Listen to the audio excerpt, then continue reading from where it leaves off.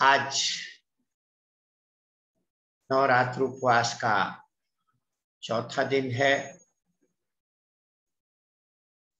सभी साधक भाई बहनों को मेरा सादर नमस्कार। कल तीसरा दिन पूरा हो गया है, आज चौथा दिन प्रारंभ हो गया है। किसी भी साधक की ऐसी कोई समस्या नहीं दिखाई दे रही है जिसमें उन्हें कोई उभाड़ आ रहे हों। एक आध केसों में हल्का फुल्का उभाड़ आया है, बाकी ज्यादातर सबको कल शांति रही। और आज चौथा दिन है, आज कल और परसों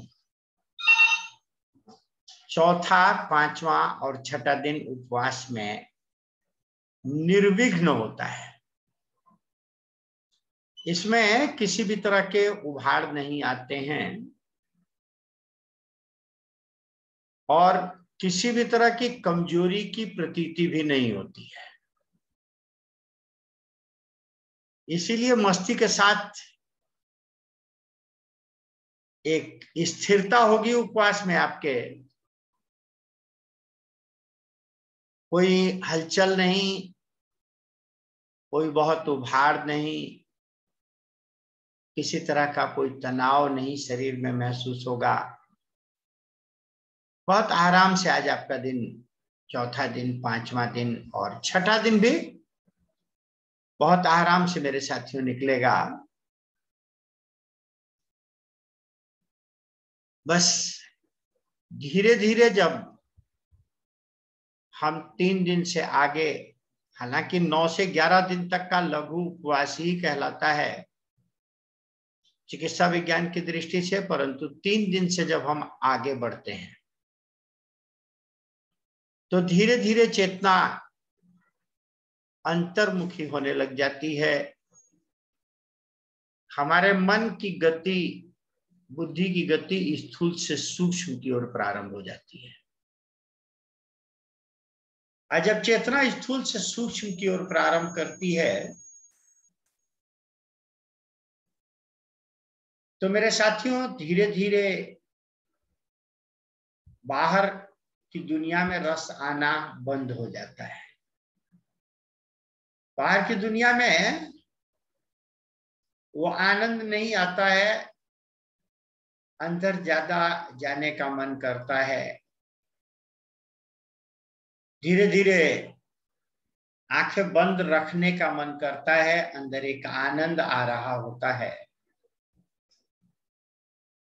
बहुत से लोग इसको मान बैठते हैं कि कमजोरी है। याद रखना, ये कमजोरी नहीं है, ये अंदर की यात्रा है। हाँ, याद रखिएगा कि अगर एनिमा आपने नहीं लिया होगा, वमन नहीं किया होगा, तो थोड़ा मलों का उभाड़ आ सकता है, तब हल्के चक्कर महसूस हो सकते हैं। अगर आपने एनिमा और वमन और स्नान किया है तो आपको कोई चक्कर नहीं महसूस होगा, कोई कमजोरी नहीं महसूस होगी, परंतु अंदर की यात्रा प्रारंभ हो चुकी होगी। इसीलिए एक थोड़ी सी सावधानी चाहिए होगी कि आप जब सोकर के उठें या बिस्तरे पर से उठें तो याद रखिएगा कोई भी काम झटके के साथ नहीं होना चाहिए।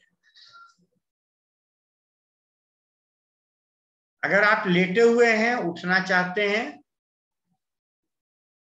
तो आप बैठिए, 4 सेकंड बैठिए, फिर खड़े होइए, 4 सेकंड खड़े होइए और फिर चलिए।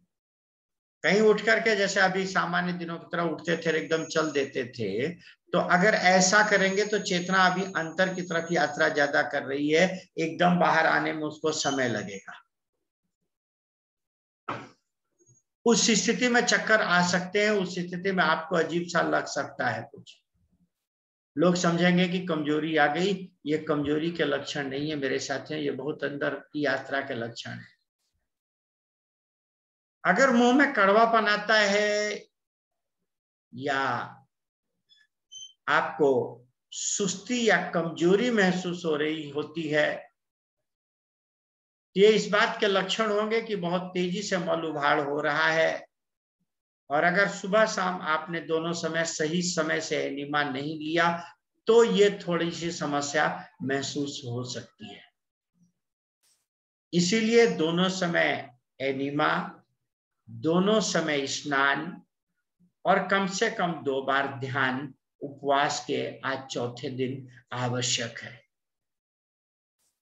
अगर 3 बार ध्यान हो जाए तो और बढ़िया।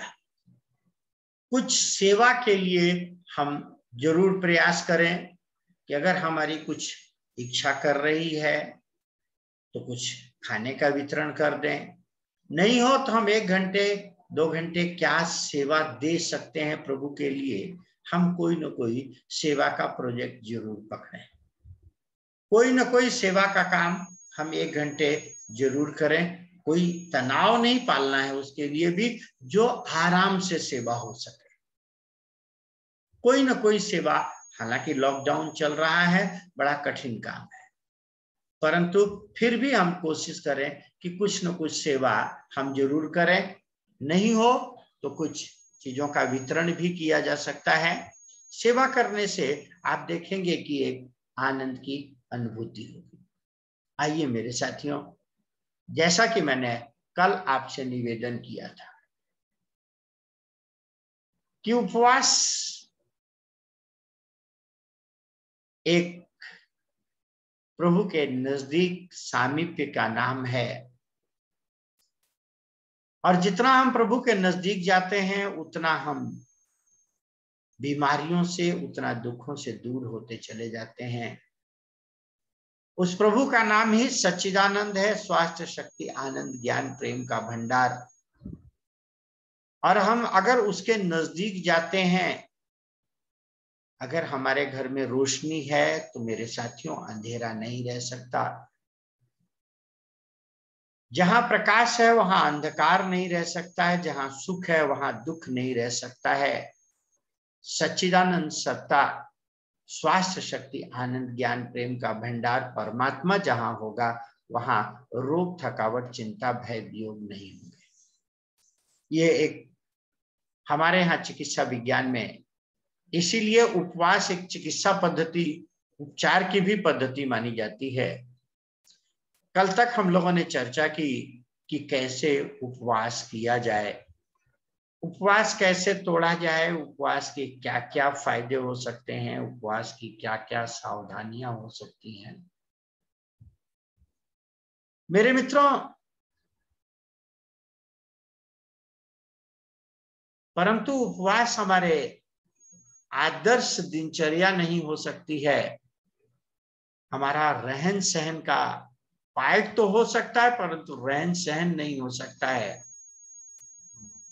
जरूरी है कि हम समझें कि हमारी आदर्श दिनचर्या क्या होनी चाहिए, उपवास को कैसे हम अपनी दिनचर्या में शामिल कर लें, और कैसे हम अपने खान पान को संतुलित बना करके, हम अपनी दिनचर्या को संतुलित बना करके और सुखमय, आरोग्य में जीवन जी सकते हैं।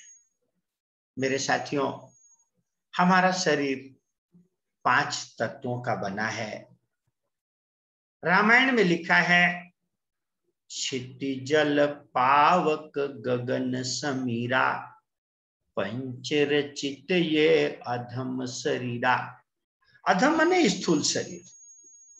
स्थूल, सूक्ष्म और कारण 3 शरीर हैं। इसमें जो स्थूल शरीर है ये 5 तत्वों से मिलकर के बना है। पंच रचित ये अधम शरीरा। याद रखना, ये जब 5 तत्वों का संतुलन बिगड़ेगा तो निश्चित है कि कहीं ना कहीं इसमें समस्याएं पैदा होंगी।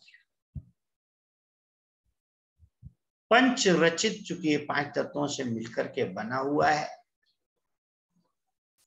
तो इसमें 5 का संतुलन हमारे शरीर में बहुत आवश्यक है। पूज्य हृदय नारायण योगी जी महाराज, जिन्होंने मानस के ये दिव्य सिद्धांतों को अपने गुरु से प्राप्त किए थे, पंडित बद्री नारायण त्रिपाठी जी से, बड़ी सहज और बड़ी सरल व्याख्या इन पंच तत्वों की दिया करते। पूज्य योगी जी महाराज सतत अपने प्रवचनों में कहा करते कि सृष्टि में जहां तक मनुष्य है, हर मनुष्य की भाषा अलग हो सकती है, मनुष्य की रहन सहन, मनुष्य का पहनावा अलग हो सकता है, परंतु जहां तक सृष्टि में मनुष्य है, उसको अगर स्वस्थ रहना है तो परमात्मा ने उसको ये 5 अंगुलियां दी हैं। ये 5 अंगुलियां हर मानव की ऐसी ही हैं। बोले अगर इसको 5 को समझ ले तो उसकी आहार प्रणाली बहुत बढ़िया समझाई जा सकती है, और अगर वो इन 5 को आहार प्रणाली के रूप में अपना ले तो बीमारियों की संभावनाएं काफी हद तक कम की जा सकती है।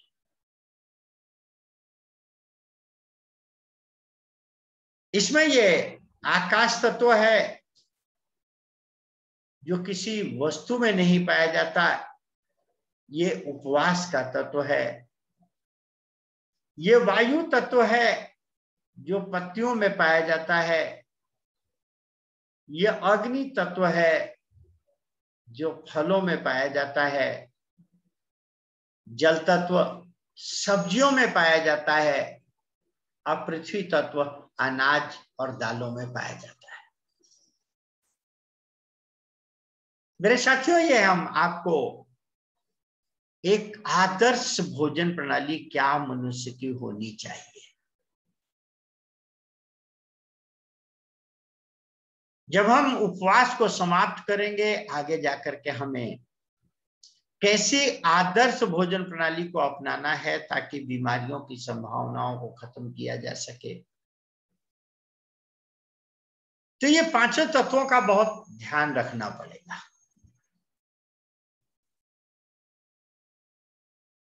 याद रखिएगा, ये हमारे शरीर में, हमारे हाथ में, ये आधे में है।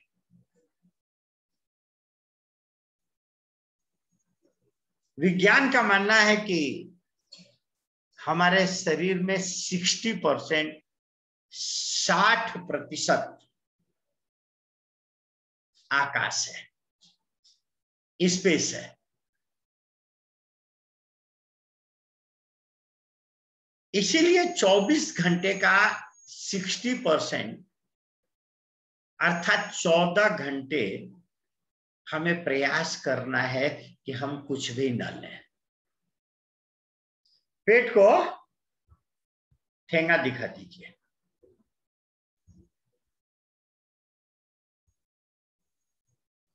बड़ा सादा सा है कि अगर हम दिन में ये कोशिश करेंगे तो संभव नहीं होगा। सामान्य रूप से इसलिए संभव नहीं होता है कि हमारे घर आने वाले लोग हैं, हम किसी के घर जाते हैं, कई बार हमारी इच्छाएं होती हैं, हम देखते हैं, देख करके खाने का मन करता है, पीने का मन करता है। कई बार बहुत से लोग आग्रह कर देते हैं जिनको हम टाल नहीं पाते हैं। फिर 1 दिन हो तो टाल दें, 2 दिन हो तो टाल दें, कितने दिन टाला जाए, कितने दिन इच्छाओं को मारा जाए, इसलिए दिन में संभव नहीं होता है। पर मेरे साथियों, रात को बहुत आसानी से संभव हो सकता है। इसीलिए एक सामान्य रूप से कि जब रात को आपने खाना खाया तो कोशिश करें कि उसके 14 घंटे तक शरीर में कुछ भी न डाला जाए।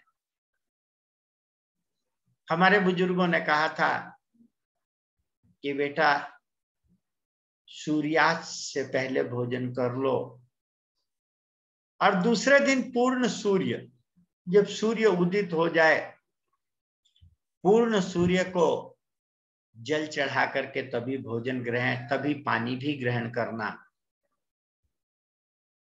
कम से कम 12 से 14 घंटे शरीर में कुछ भी न डालो। जब हम कुछ भी नहीं डालते हैं तो शरीर को आकाश तत्व प्राप्त होता है।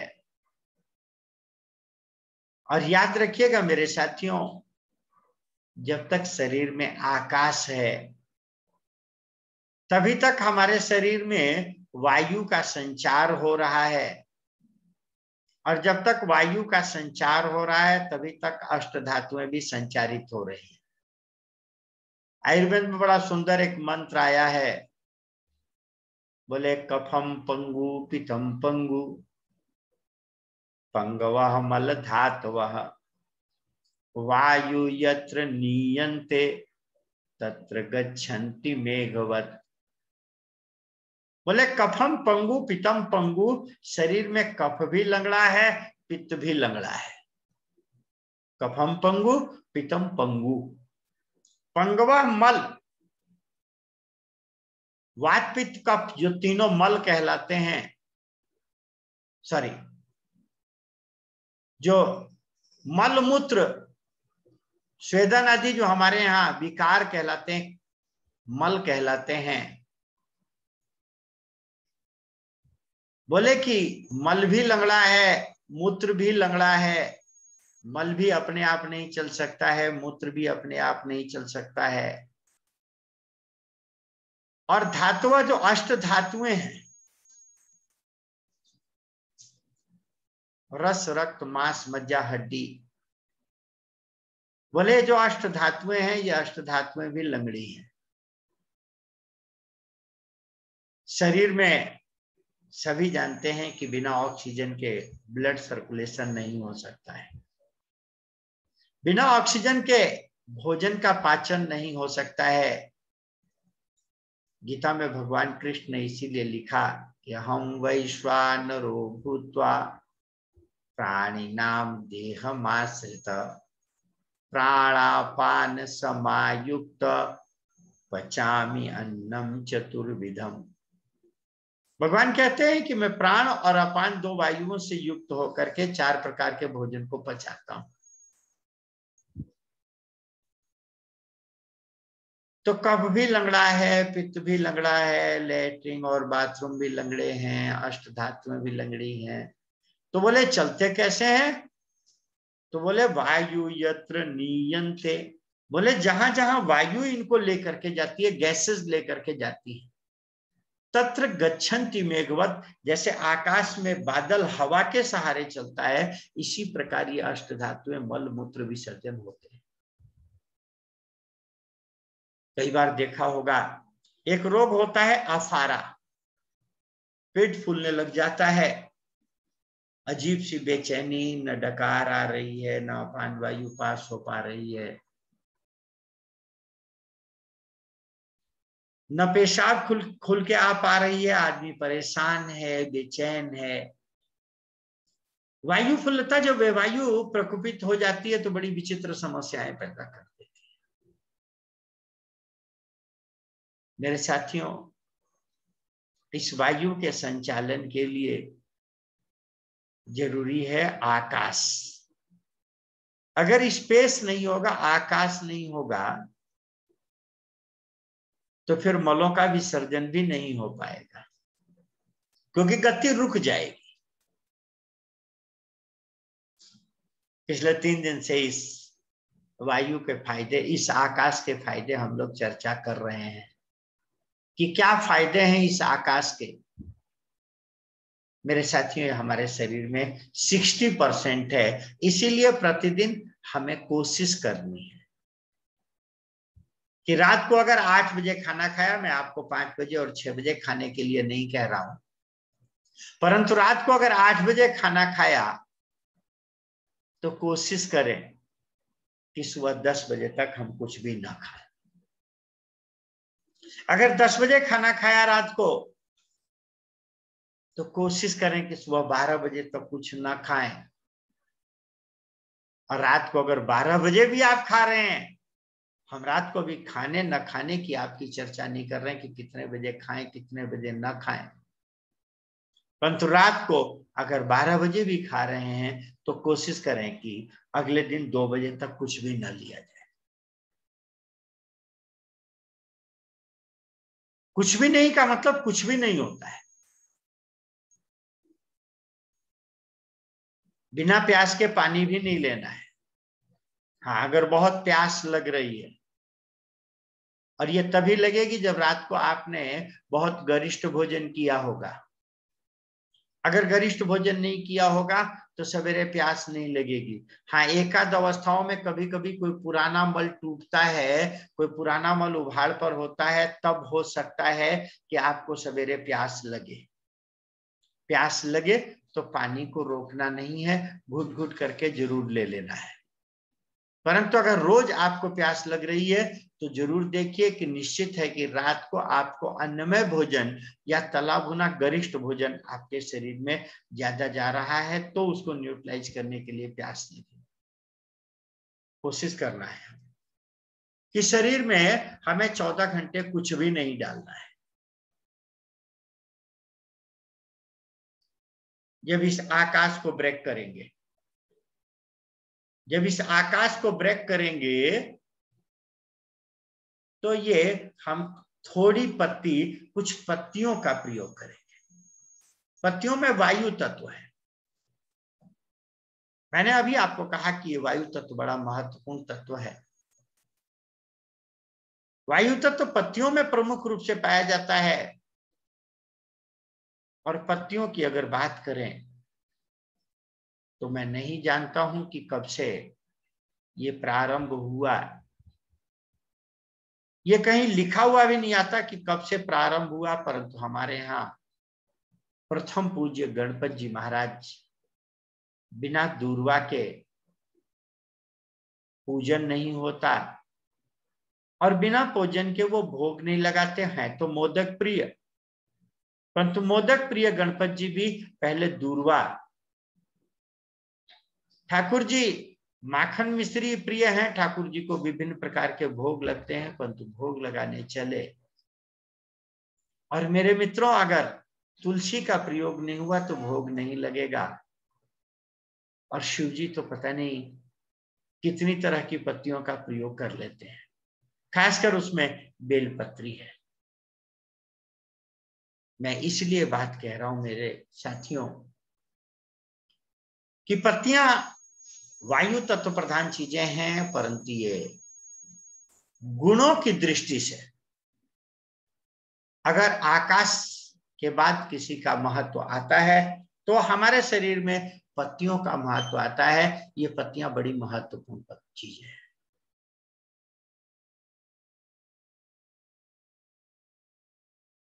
पत्तियों में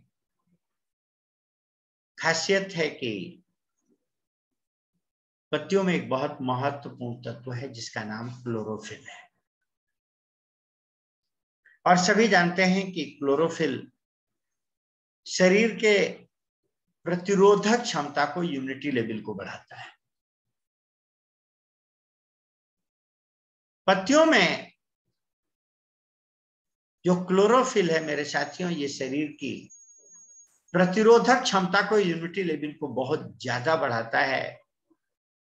यही कारण है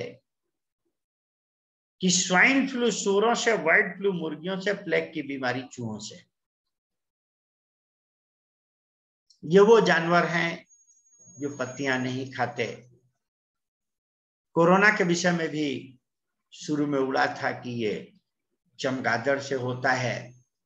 चमगादड़ भी पत्तियां नहीं खाता। मेरे साथियों, कभी आपने कोई काउ फ्लू, कोई बफेलो फ्लू, कोई गॉट फ्लू नहीं सुना होगा। जो जानवर पत्तियां खाते हैं उनसे कोई संक्रमण नहीं होता।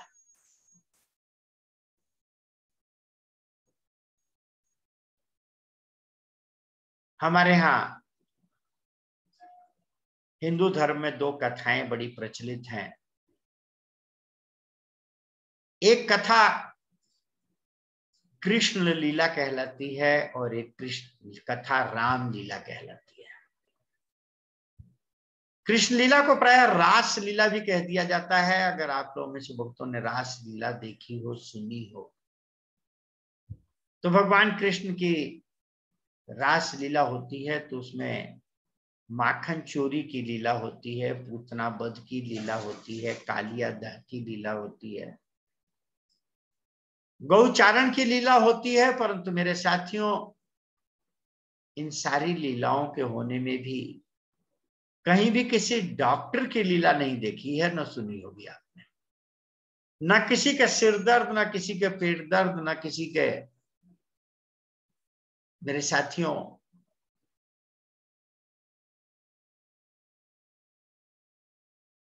हमारे यहाँ रामलीला होती है। रामलीला में भी एक जगह डॉक्टर का प्रयोग आया है, वैद्य जी का प्रयोग आया है। जब लक्ष्मण को संजीवनी लगी थी, वह भी साथियों मेरे युद्ध का मैदान था, एक्सीडेंटल केस था। मेघनाथ की शक्ति लगने से हनुमान लक्ष्मण जी बेहोश हुए थे। हालांकि इलाज भी उनका पत्तियों से हुआ था, परंतु मैं अभी इलाज की बात नहीं कर रहा हूं। खास बात मैं आपसे निवेदन करना चाहता हूं कि अगर इन देवी देवताओं की तरह हमारे भोजन में कुछ पत्तियों का प्रयोग हो सका, तो मैं ये तो नहीं कहता हूं अगर इस डाइट प्लान को आप प्रयोग कर सके जैसा कि मानस में लिखा है, तो मैं ये तो नहीं कहता कि आपके जीवन में दवाई और डॉक्टर की जरूरत नहीं पड़ेगी। परंतु एक बात जानता हूं कि बीमारियों की संभावनाएं बहुत कम हो जाएंगी। एक्सीडेंटल केस में मेरा कोई विज्ञान से विरोध नहीं है, मैं कभी विज्ञान के विरोध की सोच भी नहीं सकता हूं। परंतु एक बात जानता हूं कि बीमारियों की संभावनाओं को काफी हद तक कम किया जा सकता है। एक्सीडेंटल केस में भले हमें दवाई लेनी पड़े, परंतु वैसे दवाइयों की जरूरत नहीं पड़ेगी। मेरे साथियों, इसमें वायु तत्व की मैं चर्चा कर रहा था। वायु तत्व पत्तियों में पाया जाता है। पत्तियों में न केवल क्लोरोफिल है, बल्कि पत्तियों में मिनरल्स की दृष्टि से अगर चर्चा करें तो बड़ी महत्वपूर्ण होती हैं। और छोटे से उदाहरण से हम समझ सकते हैं कि सबसे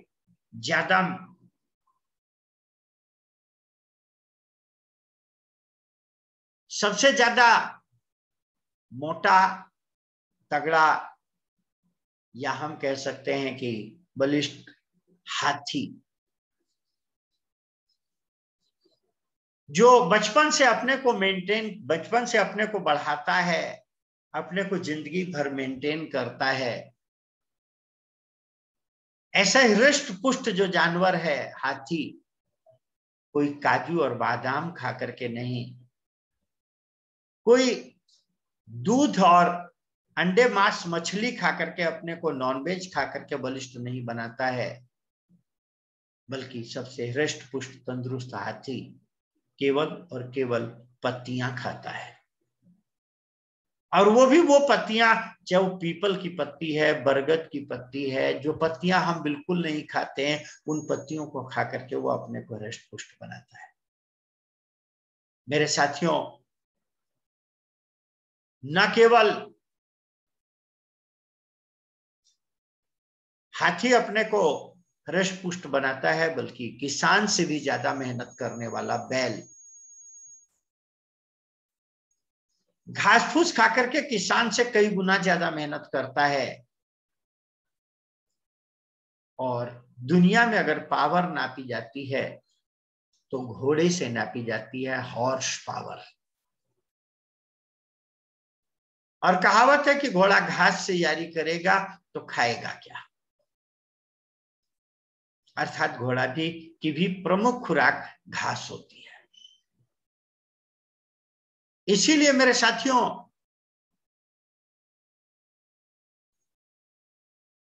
हम लोगों ने इस पत्तियों पर बहुत ज्यादा खोज करने का जब प्रयास किया, तो आज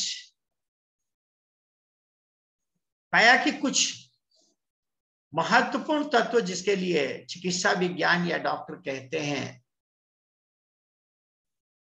कि साहब आदमी को दूध पीना बहुत जरूरी है,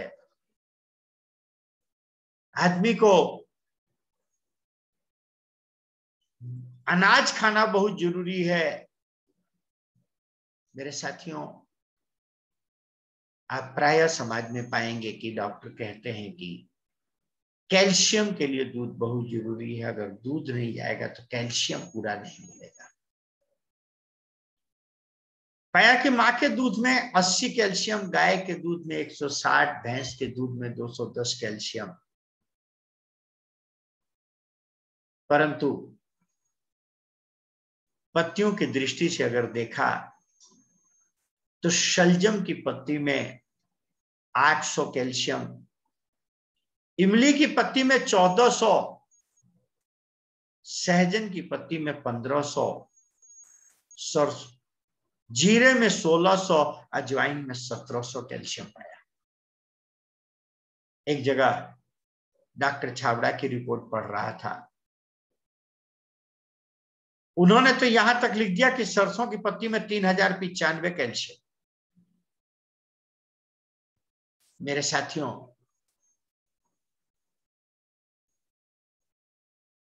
हमारे 3 प्रांत दूध बहुत पीते हैं। एक हमारा गुजरात दूध बहुत पीता है। आप देखेंगे कि दूध को जमा जमा करके दही, श्रीखंड, लस्सी, छाछ तो मटके भरे हुए मिलेंगे। मेरे साथियों, दूसरा हमारा बंगाल दूध बहुत पीता है। दूध को फाड़ फाड़ करके रसोगुल्ला, पनीर की मिठाइयां, छेने की मिठाइयां। मेरे साथियों, हमारा तीसरा राजस्थान दूध बहुत पीता है। दूध को जला जला करके रबड़ी बनाएगा, रबड़ी की मिठाइयां बनाएगा, मावे की मिठाइयां बनाएगा। परंतु बड़ी मजे की बात बता दूं, इन तीनों प्रांतों में पहलवान नहीं मिलते। पहलवान जो होता है ना, हमारे हरियाणा और पंजाब का होता है। और किसी अगर जाट के यहाँ चले जाइए दावत पर, तो याद रखिएगा वहां साग जरूर मिलेगा। कहीं मूली का साग, कहीं बथुए का साग, कहीं चौलाई का साग, कहीं पालक का साग। कुछ नहीं होगा तो पुरानी कहावत है कि पंजाबी खाना मक्के की रोटी, सरसों का साग। मैं इस पत्तियों पर ज्यादा समय नहीं लूंगा, केवल एक कहूंगा कि कुछ पत्तियां हमारे खाने में जरूर शामिल होनी चाहिए। और इसके लिए बहुत बढ़िया तरीका कि जो भी पत्तियां आपको आसानी से मिलती हैं, धनिया, पुदीना, पालक, तुलसी, ये घरों में मिल जाता है। कढ़ी पत्ता आराम से मिल जाता, मूली का पत्ता, शलजम का पत्ता। मेरे साथियों, अगर बाग में चले जाइए तो आम का पत्ता, अमरूद का पत्ता, जामुन का पत्ता, बेल का पत्ता, मीठी नीम, कढ़ी पत्ता, जो फल हम खा सकते हैं उन सभी पेड़ों के पत्तों का प्रयोग किया जा सकता है। जैसे सीताफल का पत्ता, अनार का पत्ता, जामुन का पत्ता। मेरे साथियों, जो भी आसानी से मिले, 4-6 तरह के जो भी पत्तियां मिल जाएं, कम से कम कोशिश करिए 30 से 40 ग्राम ले लीजिए। और उसके साथ कुछ फल या कंद, चाहे उसके साथ अंगूर ले लीजिए, चाहे सेब ले लीजिए, चाहे गाजर ले लीजिए, लौकी ले लीजिए, टमाटर ले लीजिए, जो भी मिले एक 200-250 ग्राम फल ले लीजिए। और इन सबको मिलाकर के मिक्सी में बढ़िया धो काट करके डाल करके और इसका जूस बना लीजिए। फल में इसलिए कह रहा हूं, फल डालने से स्वाद भी आपको रोज प्रतिदिन अलग अलग मिल जाएगा और अलग अलग बार बार जूस बनाने की जरूरत भी नहीं पड़ेगी। एक जूस से काम चलेगा और पत्तियों की थोड़ा स्वाद दबेगा तो पीने में भी टेस्टी लगेगा। पानी डाल करके बढ़िया, जितना गाढ़ा पतला चाहते हैं, खूब बढ़िया जूस बना लीजिए। पी सकते हो, वैसे ही बहुत टेस्टी लगता है। न पिया जाए तो चाहे तो हल्का काला नमक स्वाद के अनुसार, या हल्का अगर मीठा पीना चाहते हैं तो हल्का गुड़ या शहद डाल सकते हैं। नींबू डाल लीजिए, आंवला डाल लीजिए, स्वाद के लिए मना कुछ भी नहीं। और खूब बढ़िया, आप ठंडा करके पीना चाहें तो फ्रिज में रख करके ठंडा कर सकते हैं, बर्फ डाल करके ठंडा कर सकते हैं, कोई बात नहीं, ठंडा करने में कोई हर्जा नहीं है, गर्मी का मौसम है। 1 गिलास 2 गिलास जितना आप प्यार से पीना चाहें सिप करके, बस ध्यान रखिएगा गटागट मत पीजिएगा, या क्लोरोफिल है। इसको डाइल्यूट जरूर करना है, क्लोरोफिल है, ऐसा नहीं कि लोग समझते हैं कि ठीक हम गाढ़ा गाढ़ा पी लेंगे तो ज्यादा फायदा होगा। पतला करके आराम से, क्योंकि इतना गाढ़ा क्लोरोफिल, इतना थिक क्लोरोफिल बॉडी एक्सेप्ट नहीं करेगी, इसलिए थोड़ा इसको डाइल्यूट करना। बहुत से लोग इसमें और स्वाद बनाते हैं, तो थोड़ा हींग कभी कभी डाल लेते हैं, तो अलग एक नमकीन टेस्ट आ जाता है। मैं मना नहीं कर रहा हूं, आप स्वाद के लिए जो चाहे कर लीजिए। बहुत से बच्चे हैं शुरू में इसमें चाट मसाला मिला करके भी स्वाद बनाना चाहते हैं, मैं मना उसके लिए भी नहीं करता। थोड़ा पत्तियों का जूस सवेरे जाना चाहिए, थोड़ी पत्ती ज्यादा फल, फल या कंद ज्यादा हो, पत्तियों की मात्रा थोड़ी कम हो। एक 40-50 ग्राम पत्तियां काफी है। इसके 2 घंटे, 1 से 2 घंटे गैप देने के बाद इन पत्तियों की चटनी, धनिया, पुदीना, पालक, कड़ी पत्ता आदि की, मिर्च डाल लीजिए, नारियल डाल लीजिए। इसमें आप डालना चाहें तो मूंगफली दाना डाल लीजिए, चने का दाना बदल करके कभी डाल लीजिए। स्वाद के लिए जैसे आज आम की सीजन आ गई, कच्चा आम डाल सकते हैं, कोकम डाल सकते हैं, इमली डाल सकते हैं, दही डाल सकते हैं, और बढ़िया इसकी चटनी बनाइए नमक डाल। याद रखिएगा चटनी मतलब इतनी नहीं, चटनी मतलब पर्याप्त मात्रा में कटोरे में होनी चाहिए। इसके साथ कुछ फल और कुछ कंद। फल मतलब जो जमीन के ऊपर पाए जाते हैं, कंद मतलब जो जमीन के नीचे पाए जाते हैं। पर ध्यान रखिएगा कि जो भी लीजिएगा उसमें 3 बातों का ध्यान रखिएगा। एक नंबर, सीजनल हो, रीजनल हो और ओरिजिनल होना चाहिए। सीजनल अर्थात जिस ऋतु में जो चीज जो पाई जा रही है। रीजनल मतलब जिस स्थान पर जो चीज पाई जा रही है। इसका प्रमुख कारण है मेरे मित्रों कि जब जाड़े में हम धूप में निकलते हैं, हमारी बॉडी में विटामिन डी धूप से बढ़ता है, तो प्रकृति ने मिनरल वाली चीजें पैदा की। पालक पैदा किया, मेथी पैदा किया, गाजर पैदा किया, गोभी पैदा किया, चुकंदर पैदा किया, ताकि हमारी बॉडी मिनरल्स का चूषण आसानी से कर सके।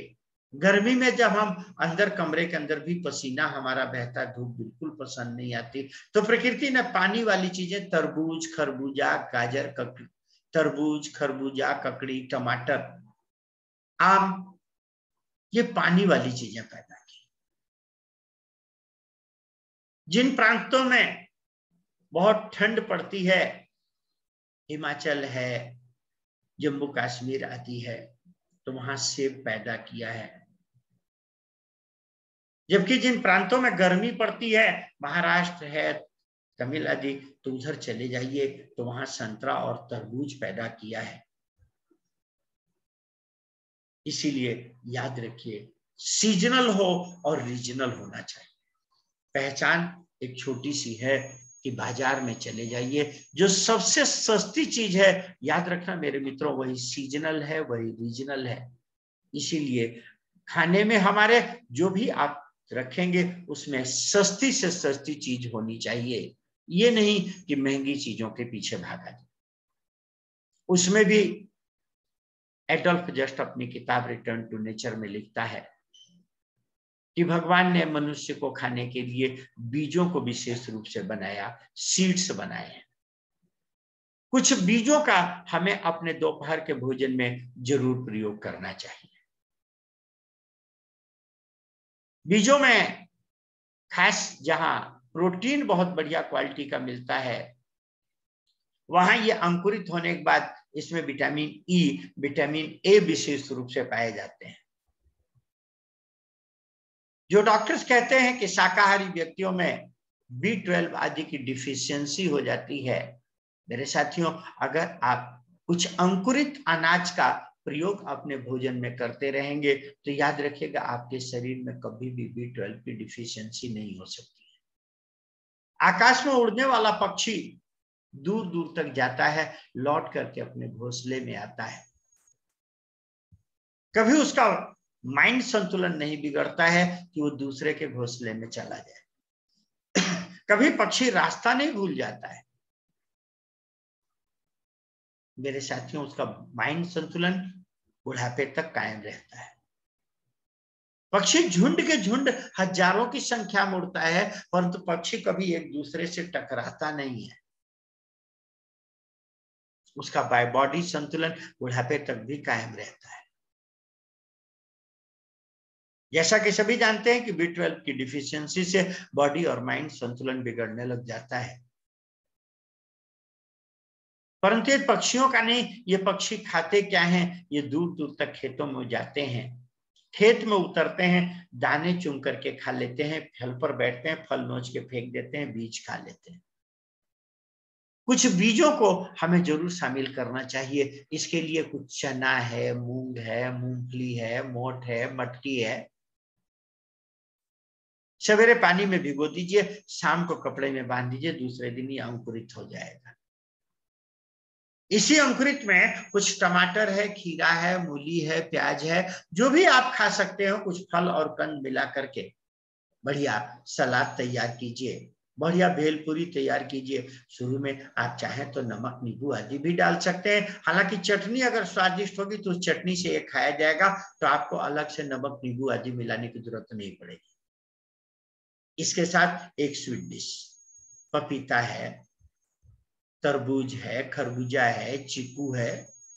बस मैंने कहा 3 बातों का ध्यान रखेंगे कि जो भी खाएंगे सीजनल हो, रीजनल हो, और अगर किसी डॉक्टर ने आपको लाइलाज कह दिया है, मैं बार बार कह रहा हूं, अगर किसी डॉक्टर ने आपको लाइलाज कह दिया है तो दोनों समय आप 21 दिन प्रयोग करके देखिए। हालांकि 6 महीने का समय लगेगा ठीक होने में, परंतु 21 दिन प्रयोग करके देखिए। सीजनल हो, रीजनल हो और ओरिजिनल, अर्थात जैसा प्रकृति दे रही वैसा हो। अगर आपको कोई बीमारी ऐसी नहीं है, आपको किसी डॉक्टर ने लाइलाज नहीं कहा है, कि आदर्श भोजन प्रणाली यह है मेरे मित्रों। रामायण में लिखा कि पय आहार फल असनइक, निशि भोजन इक लोक। दिन में कुछ कंदमूल फल का भोजन लेना है और रात को फिर पूर्ण भोजन लेना है। दिन में सीजनल, रीजनल और ओरिजिनल, जैसा प्रकृति दे रही है। हमारे बुजुर्गों ने कहा था कि दिन में प्रकृति का दिया हुआ दिन में कच्चा खाओ, रात को पत्नी का दिया हुआ अर्थात पक्का खाओ। हमारे यहाँ कहावत थी, दिन में कच्चा रात को पक्का।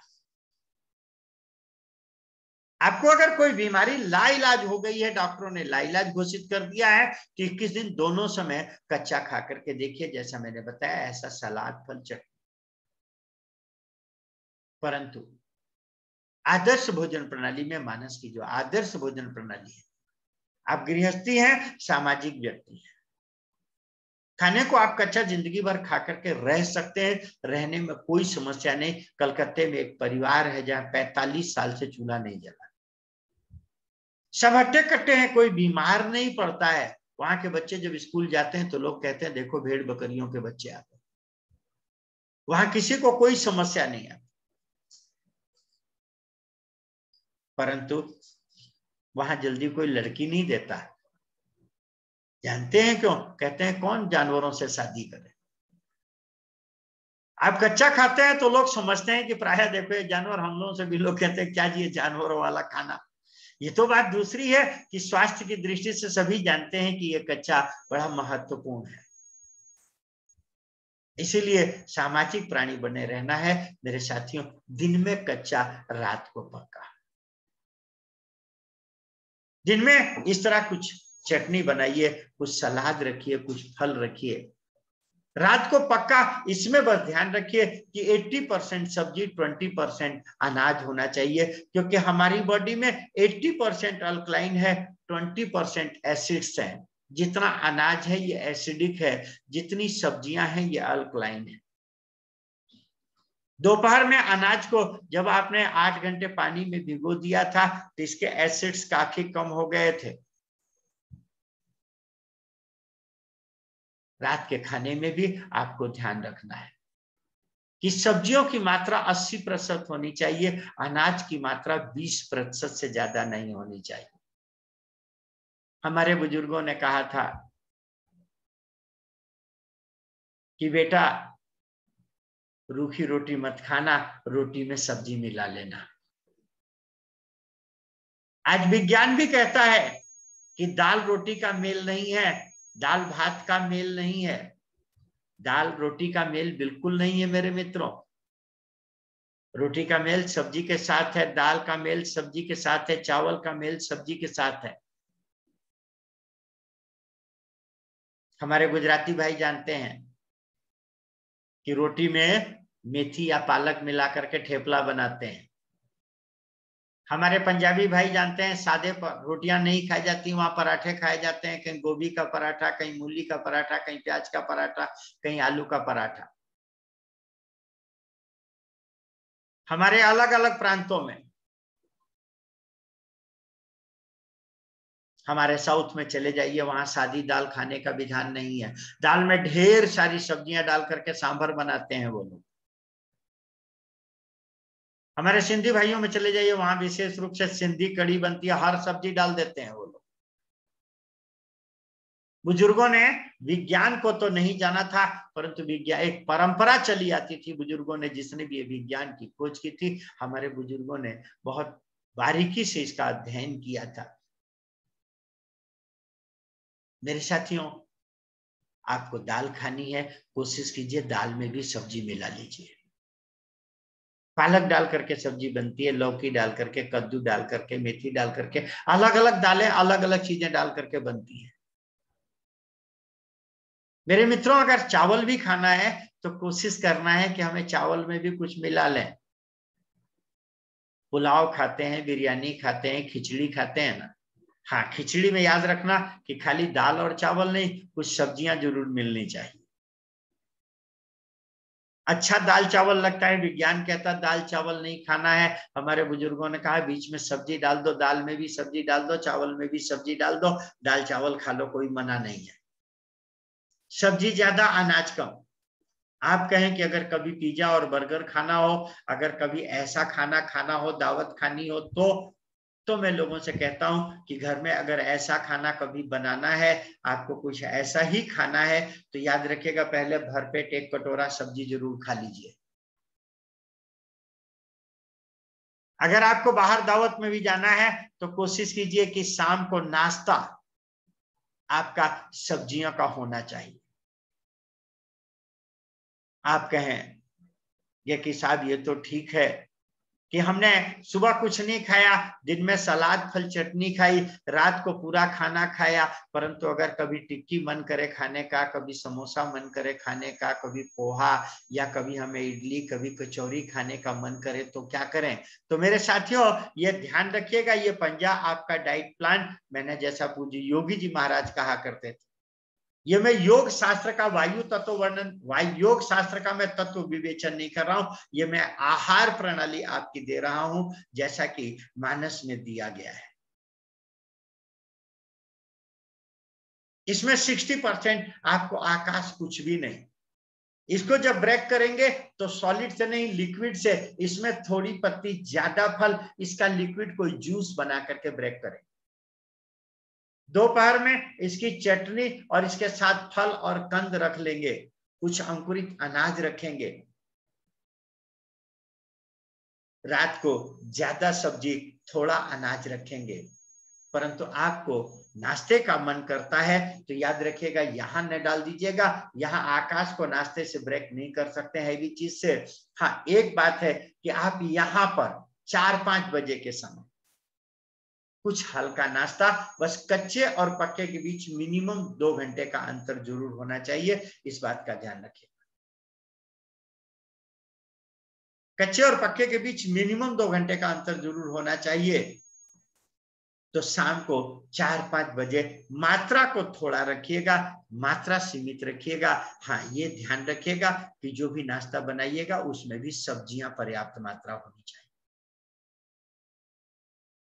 शाम को कोई जूस लीजिए, उसके साथ ताजा नाश्ता। ये जो डिब्बा बंद खाद्य है ये ठीक नहीं है। नाश्ता हमेशा ताजा ही होना चाहिए, ताजा ही बना होना चाहिए। डिब्बे बंद को कम से कम लेने का प्रयास करें। रात को आपने खाना खाया, रात भर में जीवनी शक्ति को फिर पचाने का मौका मिल गया। 4 घंटे आमाशय में भोजन का घोल तैयार हुआ, इसका रस बना। 6 घंटे छोटी आंत में रस का चूषण हुआ, 4 घंटे बड़ी आंत में रस का चूषण हुआ, मिनरल्स आदि का चूषण हुआ। 14 घंटे भोजन शरीर में रहा। 14 घंटे बाद जब आपने दोबारा भोजन डाला शरीर में, तो इस स्थिति में आमाशय को 10 घंटे का आराम मिल चुका है। 8 घंटे आपकी छोटी आंत को भी आराम मिल चुका है, 10 घंटे फिर बड़ी आंत को आराम मिल चुका है। और आयुर्वेद शास्त्र कहता है आहारम पचति सीखी दोषान आहार वर्जिता। जब हम खाना खाते हैं जीवनी शक्ति खाने को पचाती है, खाना नहीं खाते हैं तो जीवनी शक्ति सफाई का काम करती है।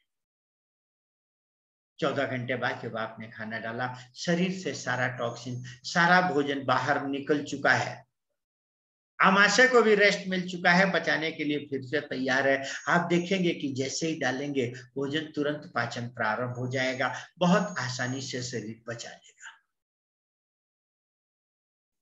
कहीं भी शरीर में मलावरोध नहीं होने पाएगा, और जब मल ही नहीं होगा, जब गंदगी ही नहीं होगी, तो फिर गैसेस नहीं फॉर्म होंगी, और जब गैसेस को दबाएंगे नहीं तो कूड़ा ही नहीं होगा, तो शरीर में कीड़ा ही नहीं होगा। हाँ, एक बात याद रखिएगा कि जय बार खाई तय बार जाई। हाँ, ये नहीं कि खाते ही जाए, कई लोग समझते हैं गलत अर्थ, ये खाते ही जाए नहीं, जय बार खाई तय बार जाई। अर्थात अगर 3 बार आप खा रहे हैं तो भोजन का पाचन 3 बार में होगा। ऐसा नहीं है कि ये रखा रहेगा कि जब 2 बार का इकट्ठा होगा तब पाचन प्रारंभ होगा। इसीलिए जय बार खाई तय बार जाई, और न आए तो एनिमा लगाएं। थोड़े से पानी का शाम को एनिमा जरूर ले लीजिए अगर मल विसर्जन नहीं हो रहा है। दोनों समय मल का विसर्जन होना अर्थात लैट्रिन का होना बहुत जरूरी है मेरे साथियों। अगर दोनों समय मल विसर्जन नहीं हो रहा, लैट्रिन नहीं जा रहे हैं, तो शरीर में ये मल रुकेगा। आप चाहे जितना बढ़िया खा लीजिए, फिर भी शरीर में अगर मल रुका, क्योंकि आपकी और हमारी आदत पड़ चुकी है, हमने आदत डाल ली है जबरदस्ती रोकने की। इसीलिए शुरू में कुछ दिन कोशिश करें कि शाम को थोड़े से पानी का 100-200 ग्राम पानी का, ज्यादा ज्यादा 250 ग्राम पानी का एनिमा लेकर के स्नान करके ध्यान करके तभी रात का खाना खाने के लिए आप जाएं। प्राय लोग रात का खाना भी काम की तरह निपटाते हैं, ये ठीक नहीं है। जब आप ऑफिस से आइए, जब आप दुकान से आइए, आप पहले थोड़े से पानी का एनिमा ले लीजिए। अगर अपने आप पेट साफ हो जाता है तो मैं एनीमा के लिए शाम को फिर से नहीं कहूंगा, परंतु शाम को अगर अपने आप पेट साफ नहीं होता है तो कुछ दिन 100-200 ग्राम पानी का एनीमा लेकर के जाने की आदत डालिए। स्नान करिए ताकि रोम छिद्र आपके खुल सके। जितना रोम छिद्र खुलेंगे ऑक्सीजन तेजी से ग्रहण करेगी बॉडी, और जितना ऑक्सीजन तेजी से ग्रहण होगा, याद रखिएगा भोजन का पाचन उतना ही बढ़िया होगा। इसीलिए शाम का एनिमा, स्नान और थोड़ी देर ध्यान, मन को शांत कीजिए, क्योंकि कभी भी उतावलेपन में भोजन नहीं, भोजन तो बड़े शांत मन से होना चाहिए। अन्नो वही ब्रह्म, आप अन्न का ग्रहण करने जा रहे हैं, ये भी ब्रह्म है, इसीलिए बड़ा शांत मन से इसके लिए थोड़ी देर ध्यान करके और तब भोजन किया जाना चाहिए। जो भी खाइए याद रखिएगा कि केवलादो भवति केवलादि, अकेले खाने वाला पाप खाता है। इसीलिए जो भी भोजन करेंगे, जो भी हम उपयोग करेंगे, रामायण में लिखा है कि तुम ही निवेदित भोजन करई, प्रभु प्रसाद पट भूषण धरई। जो भी खाएंगे उसमें से 1/4 भगवान का निकाल करके भगवान को खिला करके खाना है। जब खाने बैठेंगे एक अलग थाली में, जो आपकी थाली में है उसमें से 1/4 भगवान का निकाल देंगे। वो भगवान का हिस्सा भगवान के नाते किसी को खिलाया जा सकता है जिस पर हमारी रसोई पर अधिकार न हो, हमारे खाने पर जिसका अधिकार न हो, ऐसे किसी को खिलाया जा सकता है। अधिकार से मतलब अगर आपका रिश्तेदार है तो आपको खाना तो खिलाना मजबूरी है ना, ऐसा थोड़ी ना कि आप खा लेंगे उसको नहीं खिलाएंगे, तो उसका रसोई पर आपके अधिकार है। परंतु ऐसा कोई भी जिस पर आपकी रसोई पर जिसका अधिकार नहीं है, ऐसे किसी को वह 1/4 भोजन भगवान के नाते खिलाया जा सकता है।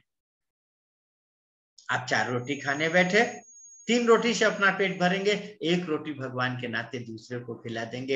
1 कटोरी दाल लेकर के बैठे हैं, 1/4 कटोरी दाल निकाल देंगे। बहुत से लोग कहते हैं हम फल का कैसे निकालें, तो बड़ी सिंपल, आप फल लेकर के बैठे खाना। मान लीजिए कि आपने 2 फल आपने लिए, तो आधा फल काट करके पहले निकाल दीजिए, भगवान के नाते किसी को खिला दीजिए।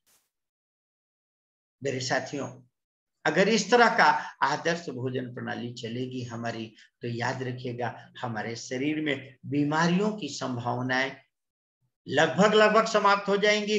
किसी भी प्रकार की डिफिशियंसी नहीं आ पाएगी, किसी भी प्रकार की समस्या आपके जीवन में आहार से संबंधित, अगर इन बातों का ध्यान रखेंगे, ये 5 तत्वों का प्रयोग समुचित होगा। वायु तत्व, ये 4 तत्व किसी न किसी वस्तु में पाए जा रहे हैं, ये किसी वस्तु में नहीं पाया जा रहा है। ये आकाश तत्व उपवास का तत्व है, किसी वस्तु में नहीं है। वायु तत्व पत्तियों में, अग्नि तत्व फलों में, जल तत्व सब्जियों में, पृथ्वी तत्व अनाज धूता है। ये एक तरह के हैं, ये एक तरह का है। इसीलिए फिर से एक बार याद रखिएगा कि हमें कोशिश करना है कि रात को खाने से लेकर के सुबह 14 घंटे कुछ भी नहीं डालना है। जब इसको ब्रेक करना है, थोड़ी पत्ती, ज्यादा फल, कोई जूस। दोपहर में इन्हीं को सॉलिड रूप में, कुछ चटनी और कुछ सलाद, कुछ फल के रूप में। शाम को 2 घंटे के बाद कोई बढ़िया नाश्ता। रात को ज्यादा सब्जी, थोड़ा अनाज। जय बार खाई तय बार जाई। दोनों समय शौच का होना बहुत जरूरी है। न आए तो थोड़े से पानी का एनिमा लिया जाए, स्नान किया जाए और तब रात का भोजन किया जाए। बिना स्नान बिना ध्यान के रात का भोजन न किया जाए। सुबह से शाम तक जो भी खाएंगे उसमें से 1/4 भगवान का निकाल करके शेष प्रसाद बना करके ही खाएंगे, क्योंकि इससे 2 फायदे। एक तो भगवान का हिस्सा निकल गया, इससे तृप्ति बहुत आसानी से मिल जाएगी। जो हमें तृप्ति नहीं होती, हम खाए चले जाते हैं फिर भी आनंद नहीं आता। बांट करके खाने से आनंद आएगा। आप देखेंगे कि थोड़े से आपका पेट भरने लग जाएगा। दूसरा, जो 1/4 कम खाएंगे, विज्ञान कहता है कि अगर स्वस्थ रहना है तो 2 बातों का ध्यान रखो। बोले थोड़ा कम खाओ और थोड़ा गम खाओ। कम खाने से शरीर बढ़िया रहेगा और गम खाने से थोड़ा मन बढ़िया रहेगा। भगवान शक्ति दे। बोलो सियावर रामचंद्र भगवान की जय।